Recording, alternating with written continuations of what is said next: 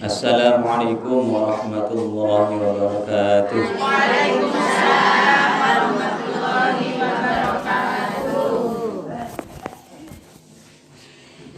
Alhamdulillahirabbil alamin. Wa bihi nasta'in ala umuri dunya waddin, wassalatu wassalamu ala sayyidina Muhammadin wa ala alihi wa sahbihi ajma'in. Qala rabbi ishrah li sadri wa yassir li amri wahlul 'uqdatam min lisani yafqahu qawli, amma ba'du. Hadratul mukarramin, para alim ulama, para tokoh masyarakat, para kiai, para ibu nyai, para ibu muslimat, khususnya pengurus muslimat yang kami hormati dan yang kami muliakan, Sohibul Maskan yang kami hormati juga, yang kami muliakan. Mudah-mudahan perkumpulan kita kali ini seiring dengan ridhonya Allah Subhanahu wa Ta'ala, serta ditumpahkan kepada kita rahmat-rahmatnya Allah Subhanahu wa Ta'ala, sebagaimana Allah menumpahkan rahmat-rahmatnya kepada kita di dunia. Semoga juga Allah Subhanahu wa Ta'ala menumpahkan rahmat dan nikmatnya kelak di akhirat, sehingga kita bisa menikmati nikmat-nikmat yang Allah berikan nanti di akhirat. Bahkan di alam barzakh pun kita bisa menikmati nikmat-nikmat yang Allah berikan. Amin Allahumma amin. Ibu-ibu muslimat yang dirahmati Allah, Nabi Khadir atau Nabi Khidir alaihi salatu wassalam pernah bertanya. Qala Khadir alaihi salatu wassalam, sa'altu katsiran minal awliya. Apa yang ditanyakan oleh Khadir alaihi salam pada semua para walinya Allah, para kasihnya Allah, enggak satu. Para walinya Allah mulai dari ujung timur sampai ujung barat ditanyakan oleh Sayyidina Al-Khadir alaihissalam, Nabi Khidir alaihissalam. Semuanya ditanyakan oleh Nabi Khidir alaihissalam. Apa pertanyaannya? Hal hunaka amalun yakhrujul abda min diwanis syaqa ila diwanis sa'adah. Apakah ada sebuah amalan yang bisa menyebabkan seorang hambanya Allah yang awalnya dia catatannya sengsara di akhirat, masuk neraka, bisa berubah menjadi bahagia di akhirat, menjadi masuk surga? Ini pertanyaan dari Khadir alaihissalam kepada seluruh para walinya Allah dari ujung timur sampai ujung barat.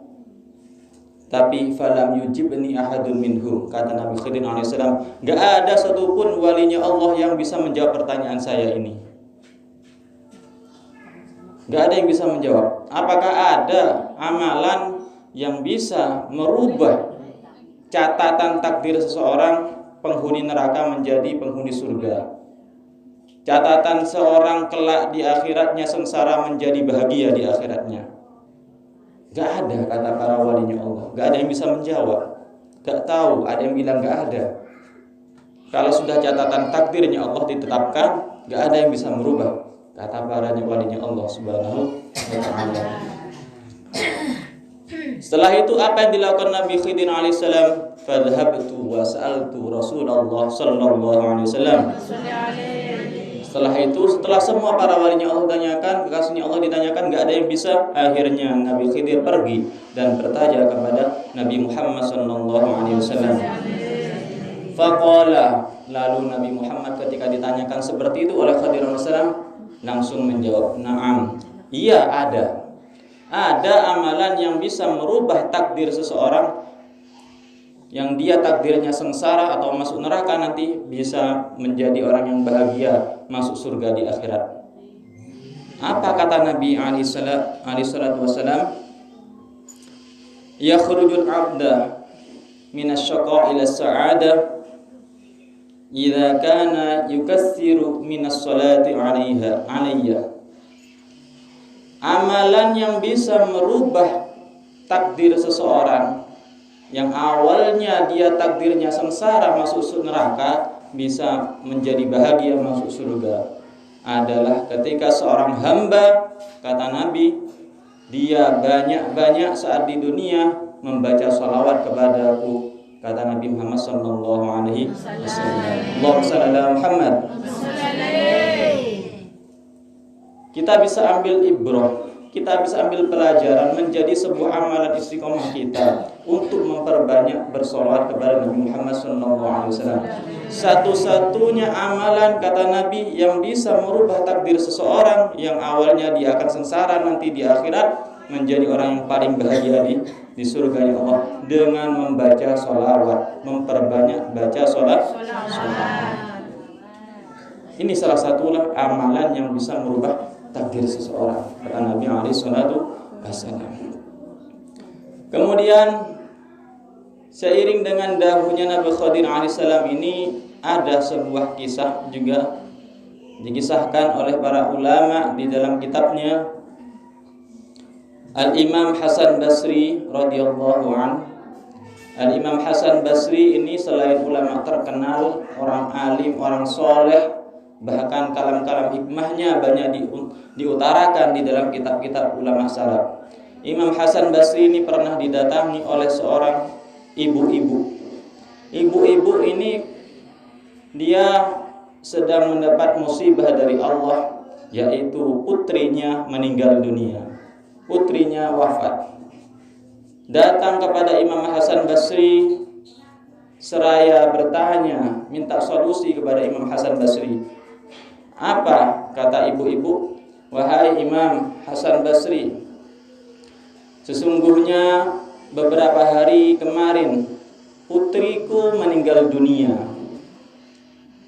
Terus ada apa ibu? Aku ingin tahu kira-kira putriku ini bahagia apa tidak bisa di alam barzakh, mendapat nikmat dari Allah apa tidak, atau putriku mendapat siksa dari Allah di alam barzakh. Aku ingin tahu, aku ingin melihat meskipun hanya di dalam mimpi, kata ibu-ibu ini. Akhirnya diberi amalan oleh Al-Imam Hasan Basri. Wahai ibu, jika kamu ingin tahu nasib anakmu, putrimu di alam barzakh, disiksa atau mendapat nikmat dari Allah, lakukan amalan ini. Yang pertama, kamu sebelum tidur sholatlah 4 rakaat. Sholat 4 rakaat. Rakaat pertama baca Al-Fatihah, surat Al-Hakumut Takasur sampai ke 4 rakaatnya. Rakaat kedua Al-Fatihah, Al-Hakumut Takasur. Rakaat ketiga dan keempatnya sama, baca Al-Fatihah dan surat Al-Hakumut Takasur, kata Imam Hasan Basri. Setelah itu, wahai Imam, apa yang amalan selanjutnya? Kemudian kamu berbaring, persiapan tidur. Sebelum kamu memejamkan mata, sebelum kamu tidur, kamu membaca sholawat kepada Nabi Muhammad SAW sebanyak-banyaknya sampai kamu terlelap tidur. Sampai kapan? Sampai kamu terlelap tidur, baca sholawat terus. Oh iya, wahai Imam Hasan, karena keinginan ibunya sangat tinggi, ingin tahu nasib putrinya di alam barzakh sana. Kira-kira dia disiksa atau mendapat nikmat dari Allah di alam barzakh. Akhirnya diamalkan, malamnya langsung sholat 4 rakaat, diamalkan baca surat Fatihah dan surat Al-Hakumut Takasur setiap rakaatnya, kemudian seraya berbaring setelah itu dan membaca sholawat sampai terlelap. Saat terlelap langsung bermimpi bertemu dengan putrinya di alam barzakh. Terkejutnya apa? Sang ibu tadi melihat putrinya, ternyata putrinya di alam barzakh disiksa, siksaan sangat pedih ditimpakan kepada putrinya, sehingga ibunya tadi hampir tidak sadarkan diri karena siksaannya sangat menyedihkan. Kemudian besoknya datang lagi ke Imam Hasan Basri sambil menangis. Ya Imam, gimana ini putri saya? Saya telah bermimpi melihat putri saya, ternyata putri saya disiksa oleh Allah di alam barzakh. Gimana caranya sekiranya Allah mengampuni dosa-dosa putri saya? Kata Imam Hasan Basri, kamu harus bersedekah untuk putrimu, atas nama putrimu. Banyak-banyak bersedekah atas nama putrimu. Mudah-mudahan Allah mengampuni dosa-dosa putrimu. Baik Imam Hasan Basri, akan saya laksanakan. Akhirnya sudah banyak bersedekah. Selain itu Imam Hasan Basri setelah mengucapkan seperti itu, malamnya bermimpi Imam Hasan Basri radhiyallahu anhu. Apa mimpi Imam Hasan Basri? Imam Hasan Basri di dalam mimpinya bertemu dengan seorang gadis, seorang anak perempuan tanpa dikenal oleh Imam Hasan Basri. Moro-moro memanggil Imam Hasan Basri. Perempuan tadi memanggil, "Ya Imam Hasan Basri, kok tahu kalau nama saya Imam Hasan Basri?" "Kamu siapa?" ditanyakan oleh Imam Hasan Basri.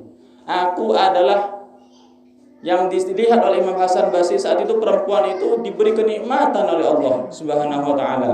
Diberi pakaian yang bagus, diberi makanan yang enak dan lezat-lezat, diberikan tempat yang layak, yang indah, bahkan tempatnya luas seperti kebun-kebun yang ada di surga."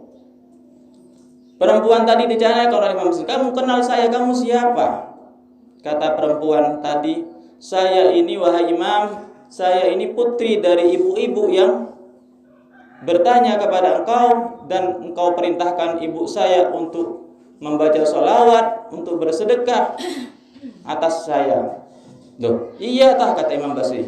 "Kok bisa? Baru kemarin ibumu datang ke rumah dan mengatakan bahwasanya engkau ini disiksa oleh Allah Subhanahu wa taala. Kok sekarang kamu mendapat kenikmatan yang seperti ini, derajat yang sangat tinggi seperti ini? Apa yang menjadi penyebabnya? Diampuni saja dosamu itu sudah untung, tapi kok sekarang mendapatkan nikmat yang sangat mulia di sisi Allah? Apa yang bisa menyebabkan Anda seperti ini? Yang bisa menyebabkan derajat Anda diangkat oleh Allah?" Kata perempuan tadi, "Wahai Imam, yang menyebabkan aku seperti ini sebetulnya adalah ada seseorang yang soleh. Memang baru kemarin kami di alam barzah bersama 70.000, ya, bersama 70.000 di antara kami yang juga meninggal di alam barzah itu disiksa semua. Di kuburan 70.000 itu disiksa semua. Tapi pada saat ini semua 70.000 mayit itu di alam barzah diampuni dosanya oleh Allah dan mendapat kenikmatan dari Allah Subhanahu wa taala.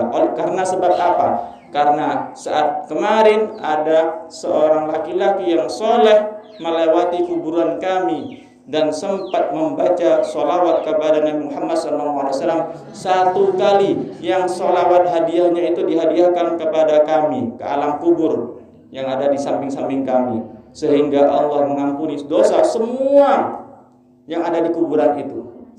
Yang awalnya mereka semua di antara saya juga disiksa oleh Allah, akhirnya diampuni dan mendapatkan nikmat yang seperti ini yang telah engkau lihat sekarang." Kata perempuan tadi, "Maka sesungguhnya orang yang soleh itu bisa memberikan berkah. Bahkan satu sholawatnya pun bisa mengampuni dosa-dosa 70.000 mayit. Sebab keberkahan orang soleh." Apa pelajarannya? Pelajarannya adalah yang pertama, kita banyak-banyak mendekat kepada orang soleh. Kita banyak-banyak meminta doa berkah kepada orang-orang soleh, kepada arwah-arwah orang tua kita, kakek nenek moyang kita. Kita minta berkahnya doa daripada orang soleh. Ini diantara yang menjadi penyebab doanya terkabulkan oleh Allah, karena lesan yang keluar dari orang-orang soleh itu jauh lebih tajam, lebih sampai kepada Allah Subhanahu wa taala daripada lesannya orang-orang yang pendosa, orang-orang ahli maksiat, orang-orang yang senang merumpi, orang-orang yang senang gosip, orang yang senang goling kepada tetangga dan yang lainnya.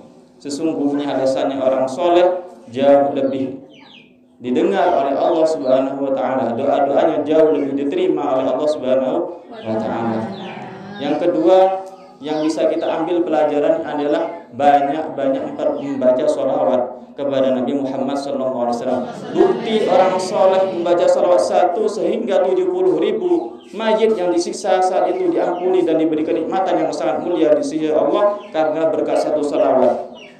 Maka ketika kita banyak-banyak baca sholawat, tidak mustahil seandainya kita Ya na'udzubillah, seandainya kita mempunyai catatan takdir masuk neraka, bisa dirubah oleh Allah menjadi catatan masuk surga. Seandainya kita di akhirat kelak catatannya sengsara, maka tidak mustahil dirubah oleh Allah menjadi orang yang paling bahagia di akhirat, mendapatkan nikmatan Allah. Bahkan bukan hanya di surganya Allah, di alam barzakh kita bisa mendapatkan nikmatan Allah Subhanahu wa ta'ala. Amin, Allahumma amin.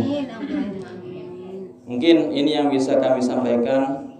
Semoga ada manfaatnya, bisa kita amalkan, kita menjadi orang yang paling hibbin, cinta kepada Nabi Muhammad, membaca salawat sebanyak-banyaknya kepada Nabi Muhammad.